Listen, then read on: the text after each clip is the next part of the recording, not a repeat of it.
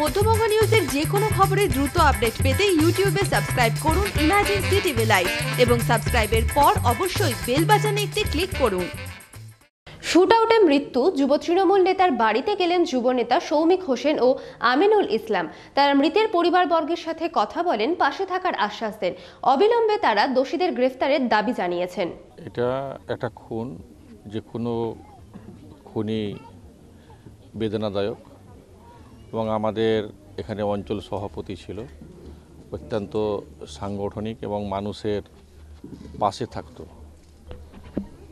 আমরা এলাকার মানুষের সঙ্গে কথা বলে যেটা বুঝতে পারলাম যে কিছু দুষ্কৃতী এলাকায় তাদের অস্তিত্বকে কায়েম করার জন্য আমাদের এই নাজুর মতো একটা তরতাজা যুবককে খুন হতে হলো।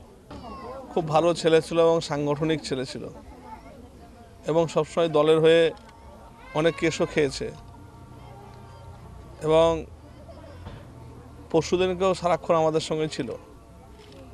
কালকে আমরা যখন কলকাতাতে আমি খবরটা পাই, কালকে আসতাম থাকলে, কালকে যেহেতু ছিলাম না, আজকে আসার সঙ্গে সঙ্গে আমি এবং আমিনুল ভাই আমাদের যুব সভাপতি বিশ্ব আমরা সঙ্গে সঙ্গে এসেছি এবং আগামী দিনে যেটা চলে গেছে সেটা তো ফিরে দেওয়ার ক্ষমতা আমাদের কারো নেই।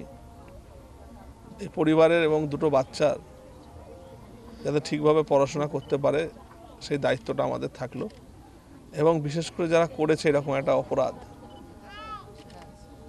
তাদেরকে কিন্তু কোনো রকমভাবে ছাড়া যাবে না। নিউজের এই খবরটি ভালো লেগে থাকে তাহলে অবশ্যই একটি লাইক দেবেন এবং ইউটিউবে ইমার্জেন্সি টিভি চ্যানেলটি সাবস্ক্রাইব করবেন।